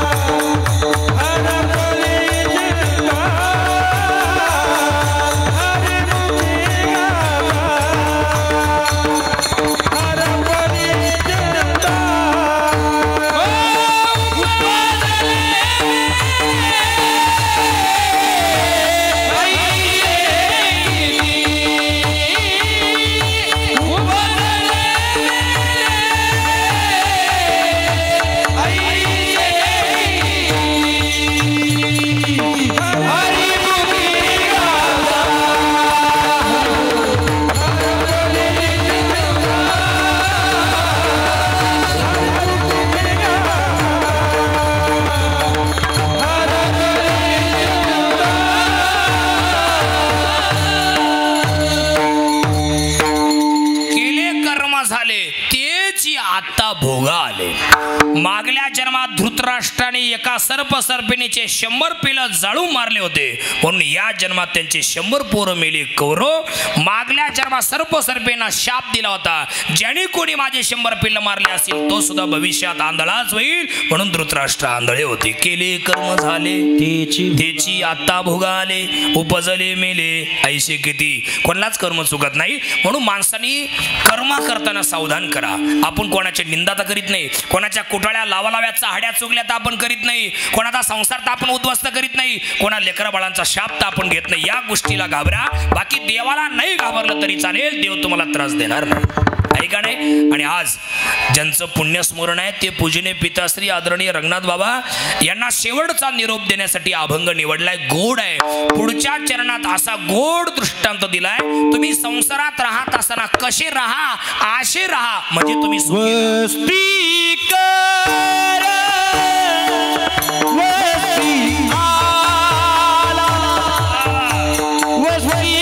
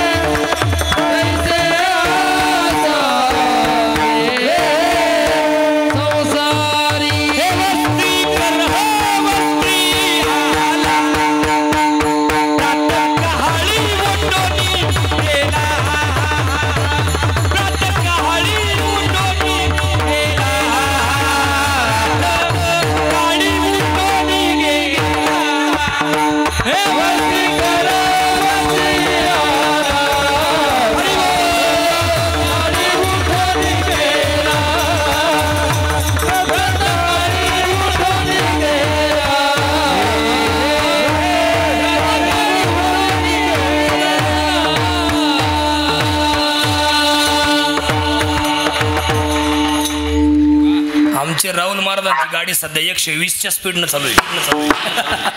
आमची 80-90 चालू आहे, त्यांची 120च्या स्पीडनं चालू आहे. लई जुनी आठवण झाली भेंडाळीकरांना सांगायचं असं. नांदेडचे खासदार वसंतराव चव्हाण त्यांच्या घरी माझं कीर्तन होतं. आमचा प्रवीण होता बरोबर आणि राहुल होता बरोबर. तिथे ते समोर बसले होते. त्यांच्या वडिलांचं पुण्यस्मरण होतं. आता वारले ते. आता त्यांचा मुलगा त्यांचा खासदार आहे तिथला. तर त्यांच्या वडिलांच्या पुण्यस्मरणाला माझं कीर्तन होतं. पुरुषोत्तम महाराज पाटील, मी आणि प्रकाश महाराज साठे असे 3 कीर्तन होते. तिथे राहुलला मी बरोबर घेऊन गेलो होतो आणि तिथं राहुल ही चाल म्हणला होता. सांगतो तुम्हाशी भजारे विठ्ठल अभंग होता. तिथं ही चाल राहुलनी म्हटलं होता. मला आठवण या गोष्टीची झाली. आम्ही तिकून येत असताना आम्हाला निरोप आला होता आमचे मामा वारले, म्हणजे त्यांचे वडील. तेव्हाची जुनी आठवण आज झाली. फार बरं वाटलं. या निमित्ताने आदरणीय दौलत मामांनाही बी आदरांजली मिळेल. आणि काल अवघ्या विश्वाचे गुरु संत श्रेष्ठ निवृत्तीनाथ महाराजांच्या रथाची सजावट सुद्धा त्यांनी केली वरून, आहे का नाही, राहुलच्या माध्यमातून. असे 2 पुरावे आहेत. वस्ती कर वस्ती आला, प्रातःकाळी म्हणजे सकाळी उठून गेला. याचप्रमाणे त्यांचं जीवन होतं आणि याचप्रमाणे आदरणीय रंगनाथ बाबाचं तसंच झालंय. कसं झालंय? रात्री गप्पा मारल्या, जेवण झालं, सगळ्यांशी गप्पा मारल्या, जेवण झालं आणि तिथे बसले, आहे का नाही, सोप्यावरती बसले आणि तसाच जीव सोडला. वस्ती कर वस्ती आला, प्रातःकाळी म्हणजे सकाळी उठून गेला. याचा अर्थ माहिती काय? आपल्या भेंडाळीचा कमानकर किंवा खालकर किंवा सातपोते किंवा इंदे किंवा अजून कोणी प्रवासी इगतपुरीला गाडीवरती गेला होता काहीतरी कामानिमित्ताने. उदाहरण चाललंय माझं पुरावा देण्यासाठी. गाडीवरती गेला होता, पाहुण्यांकडे गेला. पाहुण्यांकडे रात्री जेवण झाले 8-9 वाजता. पाहुण्यांनी सांगितलं आता घ्या राहून आजच्या दिवस. ते म्हटले नको नको, हायवे जातो निघून, काय भ्याव नाही, काय नाही, रस्ता चालूच राहतो. ते पाहुणे म्हटले अहो नका जाऊ, पावसाचे दिवस आहे. नाही ऐकलं, आले निघून. रस्त्यात आले, गोंद्याच्या पुढं गाडी निघाली, मोटरसायकल गाडीच बंद पडली. आता काय करायचं? रात्रीची वेळ, पावसाही सुरू झाला. पाहुणे नाट लावलं होतं, ऐकलं नाही, शानपणा केला, आली निघून. गाडी बंद पडली. आता करायचं काय? पावसाही सुरू झाला. आता गाडीत का भेंडाळी लोटीत न्यायची? कुठं ती गोंदी दुमाला आणि कुठं भेंडाळी आपली गाडी का लोटीत न्यायची? आता तो हुशार होता, भेंडाळीचा होता. 15 दिवस कीर्तन ऐकायचं सप्त्यात. आमचा सप्ताह 15 दिवस असतो महाराज. महाराष्ट्राचं 2 नंबर गाव आहे आमचं. 1 नंबर 1 महिनाभर राहतो. कुठं? ते मुंडे गावला कंटिन्यू 1 महिना. आणि 2 नंबर आमचं भेंडाळी आपली, आहे का नाही. ते कीर्तन प्रवचन ऐकणारा होता. त्याने विचार केला रात्रीची वेळ आहे, गाडी बंद पडली, गाडी लोटीत नेण्यात मजा नाही. एक काम करू, इथं कोणातरी घर दिसतंय. त्यांनी त्या गाडी साईडला लावली रस्त्याच्या आणि त्या घर मालकाला आवाज दिला, हो शिक्षक उठा. ते घर मालक उठले, भलते तापले, भलते तापले. ते रात्री त्यांची झोप मोडली. एवढे रात्री पाऊस चालू. उठल्या काय नाही, काही नाही, मग काय नाही, काही नाही. मग दरवाजा काल वाजवला. ते मी भेंडाळीच आहे. मग मी काय करू? हे बघा माझं आधार कार्ड. मी काय कोणी चोर नाही, लफंग्या नाही. मी पाहुण्यांकडे गेलो होतो इगतपुरीला. माझी गाडी बंद पडली आहे आणि रात्रभर इकडं झोपावं अशी माझी इच्छा आहे. माझं इथं कोणी नाही, रात्रीची वेळ आहे, पाऊस चालू आहे. तोही बिचारा वारकरी होता, इगतपूर तालुक्यातला होता. त्यांनी विचार केला रात्रीची वेळ आहे, आडण्या नडल्याला मदत करणं आपलं काम आहे. हीच ईश्वराची सेवा आहे, कर्म हीच पूजा आहे. त्यांनी सांगितलं बघा ही चटई घ्या, उशी घ्या, आमची चाळी आहे, झोपा तिथं. उशी घेतली, चटई घेतली, चाळीत झोपला. पण तो इतका हुशार भेंडाळीचा, त्यांनी काय केलं, तो मालक उठायच्या आत सकाळी आणि सूर्य उजाडायच्या आत हा भेंडाळीचा निघून आला. वस्ती कर वस्ती आला, प्रातःकाळी म्हणजे सकाळी उठून गेला, तैसे असावे संसारी. आपण जन्माला आलोय, कर्म घेऊन आलोय, ते कर्म संपलं, अटॅकच्या रूपाने कर्म संपलं आणि जगाचा निरोप घ्यावा लागला. वस्ती कर वस्ती आला, प्रातःकाळी उठून गेला. घरट्यातून निघालेला पक्षी दिवसभर पोटा पाण्यासाठी वनवन करतो आणि पोटात काही गोष्टी मावल्या की संध्याकाळी झाली, सूर्य मावळाला निघाला का पुन्हा आपल्या घरट्याची वाट धरतो. अशा प्रमाणे रंगनाथ बाबांचं जाणं 1 वर्षापूर्वी झालं. नाही तर लई चांगलं चाललं होतं. माझ्या घराचं गोकुळ झालं, मनानंदानं न्हालं, जशी अमृताची दार, माझं सोन्याचा संसार, राजा राणीचा दरबार. सगळ्या मुलींचे लग्न झाले, ते पण चांगल्या ठिकाणी दिल्या. हे दोघं सोमनाथरावांचं आणि शिवनाथदादांचंही चांगलं झालं. शिळ घालता दिसती नवी नवी झाडा मदन किरण ही खेळ खेळती पाकशी. माझ्या मुलींचं चांगलं झालं, माझ्या दोन्ही मुलांचं चांगलं झालं, आता मला काही अडचण नाही राहिली. झाडा मदन किरण ही खेळ खेळती पाकशी. हे भूल मलाच माझी पडली, अशी कशाची जादू घडली. कसली जादू घडली? अरे माझी एवढी परिस्थिती गरीबाची आहे, तरी माझ्या मुली चांगल्या ठिकाणी गेल्या, काही वाण नाही राहिली माझ्या मुलींना. माझ्या मुलांचंही चांगलं झालं. आज नवाच दिसतय सारण माझा सोन्याचा संसार, राजा राणीचा दरबार.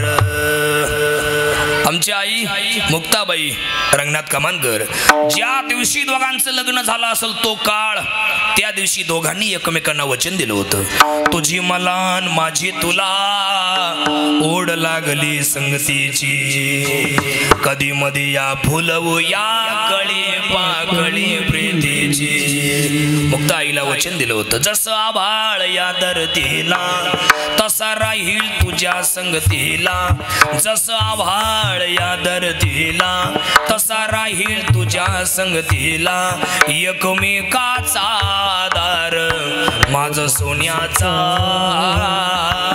संसार, राजा राणीचा दरबार. आहे का नाही? आता सगळं चांगलं झालं होतं, पण 1 वर्षापूर्वी अटॅकच्या रूपाने काळ आला आणि त्यांना घेऊन गेला. कशी काळाची चाहूल आली, बाग सुखाची करपून गेली, कसं विपरीत घडलं सारं, होता सोन्याचा संसार, राजा राणीचा दरबार. कशी काळाची चाहूल आली, बाग सुखाची करपून गेली, कसं विपरीत घडलं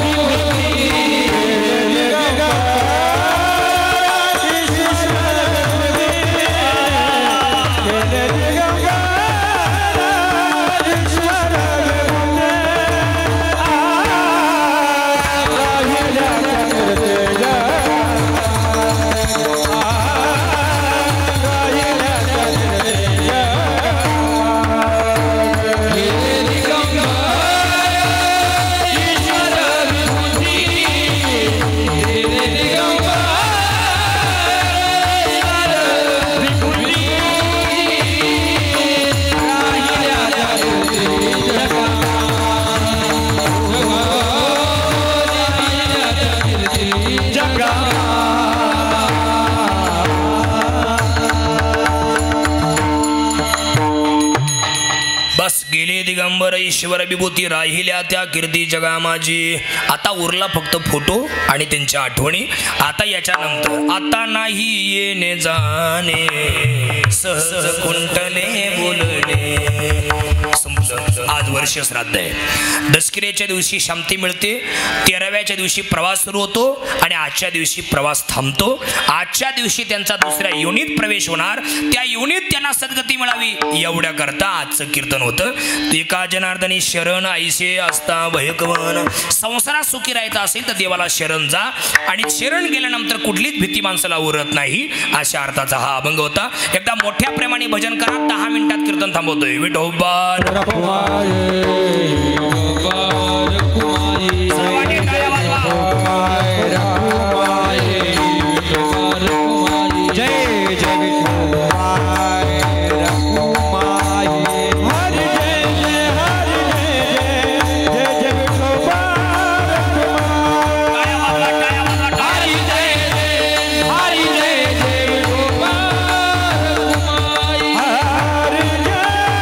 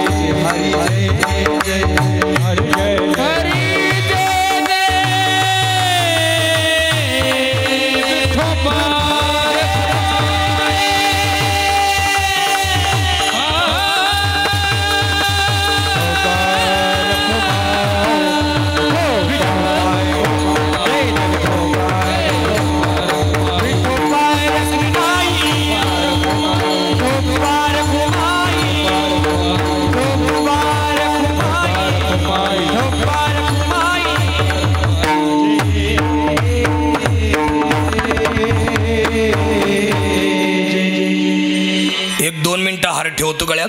त्यांनी खूप आदराने बनवलाय. कीर्तन आपलं संपले. जाताना 3 गोष्टी घरी घेऊन जा. संपलं आपलं कीर्तन. फक्त 3 गोष्टी आहेत. त्यातली पहिली गोष्ट, समाधानी राहायचं असेल, सुखी राहायचं असेल, आनंदी राहायचं असेल तर लई जवळ कोणाच्या जाऊ नका आणि लई लांब कोणाच्या राहू नका. लई जवळ जाल तर लई रडाल आणि लई लांब राहाल तर कायमचे वाळीत पडाल. त्याच्यामुळे दुरून डोंगर साजरे असं जीवन जगा. बरोबर आहे की नाही? आमचे राहुल महाराज एक वाक्य नेहमी सांगत असतात, विस्तवाच्या लई जवळ गेलं का चटका बसतो आणि लई लांब राहिलं का थंडी वाजते. त्याच्यामुळे थंडीने वाजली पाहिजे, चटकाने बसलं पाहिजे. इतक्या अंतरावरती राहा, कायम समाधानी राहाल, सुखी राहाल. कीर्तन आपलं संपलंय. हे बघा, वाटोळ करणारे, त्रास देणारे, आपल्याला छळणारे, आपल्याला मागं खेचणारे आपल्या जवळचीच लोक असतात, बाहेरचे लोक नसतात. ऐका ऐका ऐका, इकडे लक्ष द्या, माझ्याकडे लक्ष द्या. त्याच्यामुळं जवळ जाणारे, लई जवळ गेलं का त्रास होत असतो. छत्रपती संभाजी महाराजांचा घात करणारी माणसं बाहेरची नव्हती. का बरं बोलताय तुम्ही? एक 5 मिनिटं थांब. थांबा थोड्या वेळ. ऐका इकडे पहा, छत्रपती संभाजी महाराजांचा घात करणारी माणसं बाहेरची नव्हते. बरं का, नीट ऐका आणि पूर्ण ऐका, नाही तर ऐका अर्धवटन द्या मला गुतून. हा, एक तर तेवढ्या करता जेल राहते काही काही. कुठं सापडतो हा, आहे का नाही? चुकीत नाही तो आमचं. ऐका, कापून घ्या बरं का तेवढं. हा, छत्रपती संभाजी महाराजांचा घात करणारी माणसं बाहेरची नव्हते. त्रास देणारी माणसं, वाटोळ करणारी माणसं, आपला घात करणारी माणसं आपल्या जवळचीच असतात. ज्यांच्याबरोबर तुम्ही राहता तेच मागं पुढं तुमची निंदा करीत राहतात. छत्रपती संभाजी महाराजांचा घात करणारी माणसं बाहेरची नव्हती ना, त्यांच्या घरातलीच 3 जण होते. कोण 3 जण? महाराजांची सावत्र आई आणि महाराजांच्या बायकोचे 2 भाऊ, गणोजी आणि कान्होजी. आणि तेव्हापासून बायकोच्या भावाला साला म्हणण्याची पद्धत आहे. ध्यानात ठेवा, आहे का नाही? राहुल महाराज माझ्याकडे पाहू नका. आहे का नाही? आणि काय कसं, इकडे पहा ना, किती संघर्ष आहे महाराजांच्या आयुष्यामध्ये. माझ्याकडे लक्ष द्या, माझ्याकडे लक्ष द्या. 1 मिनिट. 2.5 वर्षाची असताना त्यांची आई वारली. कोणाची? माझ्याकडे लक्ष द्या. संभाजी महाराजांची आई वारली, सख्खी आई वारली ना, काय करू दादा, सख्खी आई वारली त्यांची वाली, त्याच्यामुळे काही वाटलं नाही शरद भाऊ, काहीच नाही वाटलं. का? वडील होते, रयतेचा राजा, गोरगरिबांचा वाली, अनाथांचा मायबाप, अजून काय गोरगरिबांचा वाली, रयतेचा राजा छत्रपती शिवाजी महाराज जिवंत होते. त्यामुळं आई वारली तरी काही वाटलं नाही संभाजी महाराजांना. पण वयाच्या 21व्या वर्षी छत्रपती शिवाजी महाराजांनी जगाचा निरोप घेतला आणि मग मात्र संभाजी महाराज थोडीशी खचले. आई गेली, बापही गेला.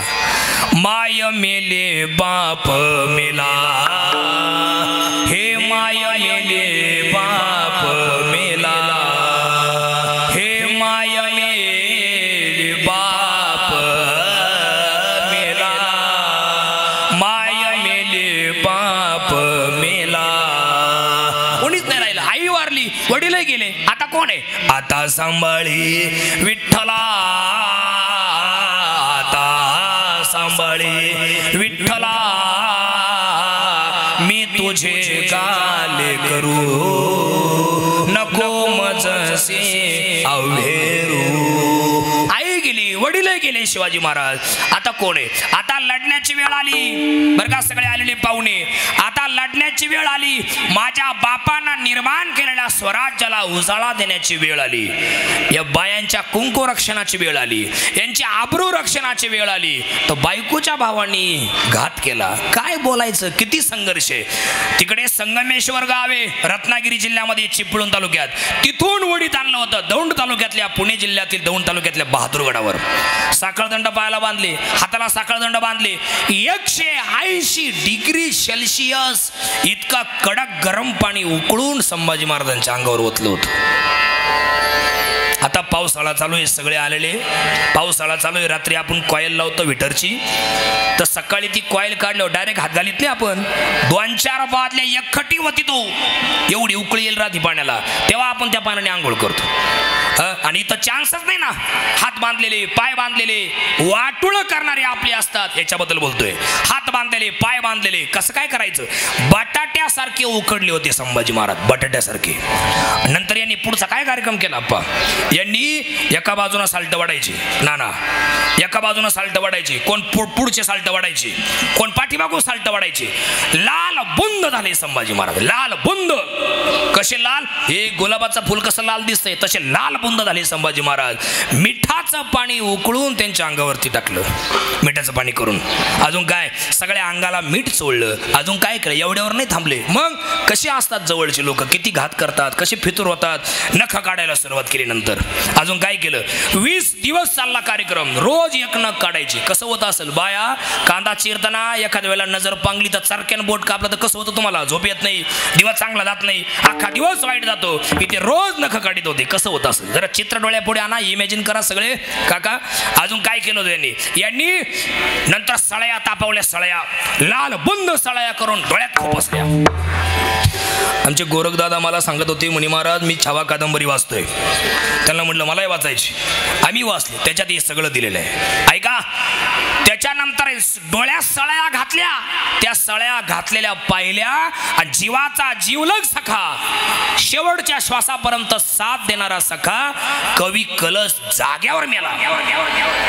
चित्रपटात वेगळं दाखवलंय, त्याला मागं वडीत नेलंय आणि तो बोलतोय. तसं नाहीये, जाग्यावर गेला कवी कलश. मैत्री कशी असावी? छत्रपती संभाजी महाराजांसारखी आणि कवी कलशासारखी मैत्री असावी. अजरामर झालेली मैत्री. आजपर्यंत कृष्ण आणि सुदामा एवढीच मैत्री लोकांना माहिती होती, पण छावा चित्रपट आल्यापासून दुसरी मैत्री लोकांना माहीत झाली. अजून काय केलं? जीभ तोडली तेव्हा महाराजांची वाणी थांबली. त्याच्यानंतर तुकडे तुकडे केले, समोरच्या नदीत फेकले. महार समाजाच्या माणसाने केवढी कृपा केली आपल्या लोकांवर. महार समाजाच्या माणसाने ती तुकडे गोळा केले. जिकडं रस्ता सापडत तिकडे घेऊन पळायचा. वढू आणि तुळापूर नावाची 2 गाव आहेत. मध्ये फक्त इंद्रायणी माता आडवी आहे. कोणची नदी आडवी आहे गुडराम? इंद्रायणी नदी आडवी आहे. त्या असे 2 गाव आहे, वढू आणि तुळापूर. तिथं आणले, सगळ्या गावाने मिळून तुकडे तुकडे शिवले, प्रेत तयार केलं आणि अग्नी डाग दिला, समाधी दिली महाराजांना. ऐकाने म्हणून त्या गावाला आडनाव शिवले आहे. काय आडनाव आहे? शिवले. तिथे माझं कीर्तन होतं, म्हटलं तुमचं असं कसं आडनाव शिवले? मग त्यांनी हा इतिहास मला सांगितला. अजून पुढं ऐका. ते म्हटले महाराज आजही आम्ही संभाजी महाराजांच्या नावाचं सुतक पाळतो. म्हटलं काय काय करता सांगा आम्हाला, आम्ही पण करू. मग त्यांनी सांगितलं, म्हणले महाराज माघ वद्य अमावास्या म्हणजे महाशिवरात्रीनंतर येणारी तिसऱ्या दिवशी अमावस्या ते फाल्गुन अमावस्या म्हणजे गुढीपाडव्याच्या आगल्या दिवशीची अमावस्या असा 1 महिना आम्ही महाराजांच्या नावाचं सुतक पाळतो. म्हटलं काय काय पाळता? आमच्या गावातल्या पोरी नवीन कपडे खरेदी करत नाही त्या काळात. आमच्या गावातले माणसं पायात चप्पल घालीत नाही त्या काळात. आमच्या गावातल्या बाया नवीन कपडे नवीन ड्रेस खरेदी करती नाही. आमच्या गावातल्या बाया एकच टाइम जेवण करतात. आमच्या गावातले काही काही पोरं पायात चप्पल घालीत नाही, डोक्याचे केस काढून टाकतात, कोणी डाव्या कुशीवरच झोपतो. आज तरी महाराजांचा आवाज येईल, उद्या तरी महाराजांचा आवाज येईल असा 1 महिनाभर डाव्या कुशीवर झोप घेऊन कानुसा घेऊन महाराजांच्या आवाजाची वाट बघतोय आम्ही. अशा पद्धतीने आम्ही महाराजांच्या नावाचा सुतक पाळतोय. हे तुम्हाला मी का सांगितलं? त्रास देणारी माणसं, वाटोळ करणारी माणसं, छळणारी माणसं बाहेरचे नसतात, आपल्या जवळचीच माणसं असतात. त्याच्यामुळे लय जवळ कोणाच्या जाऊ नका, लय लांब कोणाच्या राहू नका आणि आयुष्यात कधी कोणाचा विश्वासघात होऊ देऊ नका आणि कोणाच्या प्रामाणिकपणाला तडा जाऊ देऊ नका. 3 जण मित्र होते, एकाचं नाव विश्वास, एकाचं नाव धन, एकाचं नाव ज्ञान. 3 जण मित्र, तिघं एकाच कंपनीत कामाला. तिघांची बदली होण्याची वेळ आली आणि ते तिघही रडायला लागले. का रे एकत्र होतो लय मजा होती, आता वेगळं होण्याची वेळ आली, आपली बदली होण्याची वेळ आली, परत जर आपल्याला एकत्र यायचं असेल तर कुठं भेटू? तेव्हा ज्ञान म्हटलं मी शाळेत भेटल, कॉलेजमध्ये भेटल, हायस्कूलमध्ये भेटल, विद्यालयात भेटल. धन म्हटलं मी श्रीमंत माणसांच्या घरी भेटल. पण विश्वास शांत होता, रडत होता आणि रडत रडत उत्तर देऊन सांगू लागला, दादा तुमच्या दोघांचं काही नाही, पण मी जर एकदा एखाद्याच्या आयुष्यातून निघून गेलो तर या जन्मात परत वापस कधी त्याच्या आयुष्यात येत नाही. कळलं तर पहा. विश्वास नावाचा पक्षी एकदा उडाला का तो परत जीवनरूपी फांदीवर कधी बसत नाही. म्हणून कधीच कोणाच्या विश्वासाला तडा जाऊ दे नाही. एक खवट वाक्य बोलतो पण गोड करून घ्या. 100 शेंगदाण्यांमध्ये रमेश नाना 100 शेंगदाण्यांमध्ये एखादा दाना खवट निघतो. त्याच्यामुळं आम्ही ग्राहक लोक तुम्हाला काहीच म्हणत नाही, निघाला. तसं एवढ्या कीर्तनात एखादं खवट वाक्य घरी घेऊन जा असं मला सांगायचंय. ते वाक्य असं आहे, विनोदराव माझ्यावर विश्वास नाही का? काय बोलतोय मी? माझ्यावर विश्वास नाही का? या वाक्याच्या पाठीमागं सध्या 1001% विश्वासघात चालू आहे. काय म्हणायचं तुम्हाला? जो पोरगा, जी पोरगी ज्या बापाने ज्या आईनं जन्म दिलाय त्यांचा विश्वासघात करू शकते, तेव्हा तुमचा घात का करू शकत नाही? त्याच्यामुळे लय जवळ जाऊ नका, लय लांब राहू नका, कायम समाधानी राहा. ज्ञानेश्वर माऊली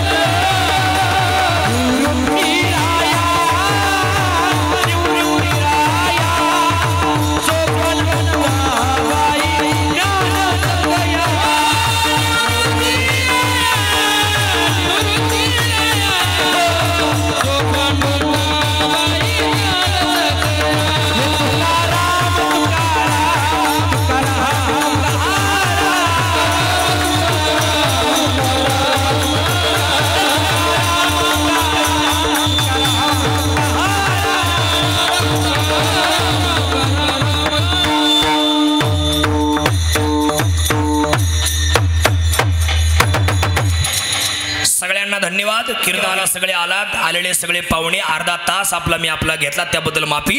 एक महत्त्वाचं निवेदन राहिलं तेवढं सांगतो. आपल्या भेंडाळी खुर्द आणि भेंडाळी बुद्रुक या दोन्ही गावच्या लोकांना अशी नम्र विनंती आहे, आपल्या पंढरपूरचा जो रथ आहे, म्हणजे त्र्यंबकच्या वारीचा रथ, सगळ्या वाऱ्यांचा जो रथ आहे, त्या रथाचं काम थोडंसं अपूर्ण आहे का नाही? त्यासाठी आपल्याला थोडीशी मदत पाहिजे होती. कोणाचे वडील जर या जगात नसतील, कोणाची आई जर या जगात नसेल, तर त्यांच्या नावाने हातभार आपण लावला पाहिजे. त्या निमित्तानं त्या रथाच्या माध्यमातून निवृत्तीनाथ महाराजांच्या विश्वगुरूंची सेवा आपले गेलेल्या वडिलांच्या माध्यमातून होत जाईल. बघा, कोणी जर असतील, एक 10-15 मिनटं आम्ही या ठिकाणी थांबणारच आहे. कोणी असेल, सुरुवात माझ्यापासून करतो. आम्ही दिलेलेच, आम्ही दोन्ही महाराज लोकांनी 11,000 रुपये, पण परत करतो सुरुवात. 2100 रुपये मी स्वतः देतो. बघा, अजून माझ्या नंतर कोणीतरी उठा. 17-18 म्हणजे 20,000ची कमी आहे. मी पाहुण्यांना नाही सांगत आहे, पाहुण्यांची इच्छा असेल तर देऊ शकता. कोणाचे मालक या जगात नसतील, कोणाचे वडील नसतील, कोणाचा भाऊ नसेल, कोणाचे वडील कोरोनाच्या काळात गेले असतील, कोणाची बहीण कोरोनाच्या काळात गेली असेल, तर त्या बहिणीला नक्कीच सद्गती लाभेल. ती बिचारी वरून तुम्हाला आशीर्वाद देईल आणि त्या विश्वगुरूंच्या संत निवृत्तीनाथ महाराजांच्या रथाच्या माध्यमातून तिची सुद्धा वारी, जोपर्यंत तो रथ आहे तोपर्यंत तिची वारी होत जाईल. बघा, कोणी आहे का इथं? बघा, स्वतःपासून सुरुवात केलेली. अजून कोणी आहे का? बघा, हा, आज ज्यांचं पुण्यस्मरण आहे ते रंगनाथ बाबा, त्यांचे दोन्ही चिरंजीव, बरोबर ना, सोमनाथ दादा आणि शिवनाथ दादा यांच्या वतीनं किती? बघा, 5,000 रुपये दिले. वा वा वा वा, टाळ्या वाजवा. झाले 7,000. इकडे आदरणीय राजाराम पंढरनाथ शिंदे, आपले राजू भाऊ टेलर यांच्याकडून 500 रुपये आलेत. बघा, टाळ्या वाजवा सगळ्यांकडे. वा वा वा. ओ इब्राहिम शेख, वा वा, 500 रुपये दिलेत. वा वा वा वा. धन्य माता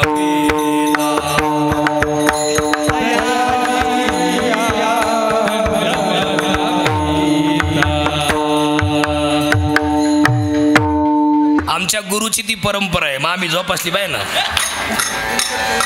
दिनकरराव चौधरी गंगापूर यांनी 500 रुपये दिलेत. बघा, पाहुणे ते. वा वा वा वा. बघा, अजून कोणी आहे का? बघा, 11 नावं झाले की मग आपल्याला कीर्तन थांबवायचं. मी परत एकदा सांगतो, आपले वडील या जगात नाही, आपली आई नाहीये, कोणाची भाऊ बहीण नाहीये, त्यांची वारी त्या रथाच्या माध्यमातून होत जाईल. जोपर्यंत आमचा रथ आहे तोपर्यंत त्यांची ती वारी घडत जाईल. गेल्यानंतर सुद्धा त्या रथाला त्यांचं योगदान आहे. बहिरू दादा गायकर आहुर्लीचे बघा पाहुणे, त्यांच्याकडून 500 रुपये आले. टाळ्या वाजवा सर्वांनी.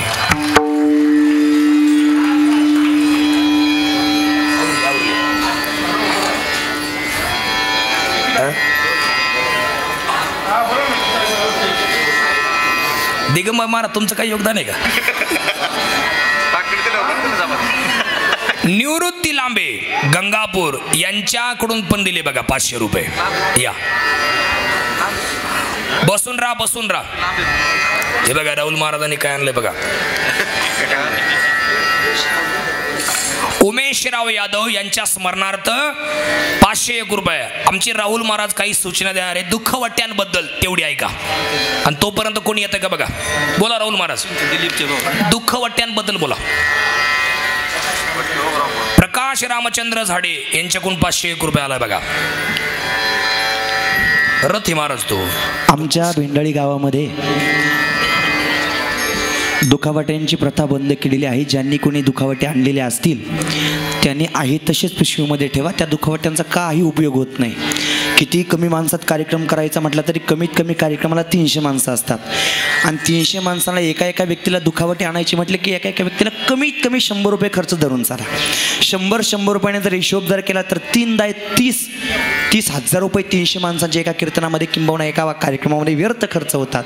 त्या दुखावट्यांचे पैसे व्यर्थ जाण्यापेक्षा तेच पैसे जर रथाच्या सजावटी करता किंबहुना कामाकरता जर आपण या बाबांच्या स्मरणार्थ अर्पण जर केले तर खऱ्या अर्थाने या बाबांना आणि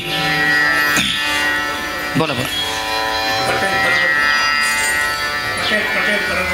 पर्वतभाई पटेल 1100 रुपये दिलेत बघा.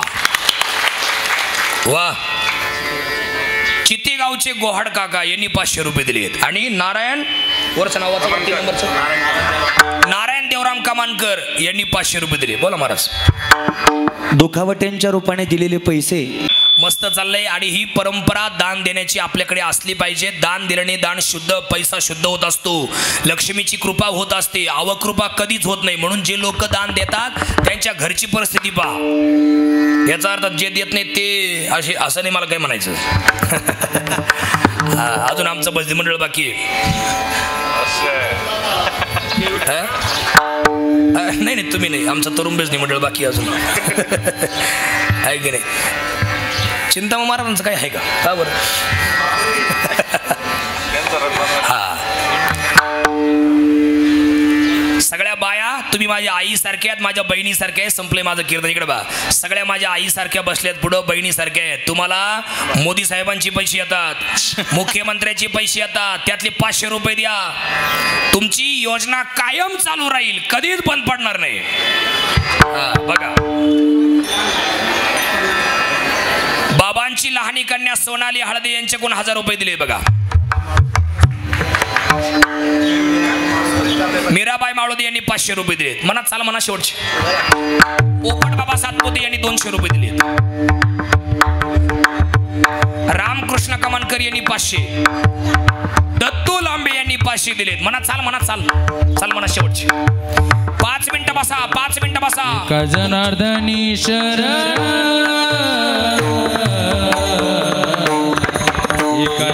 जनार्दनी शरण,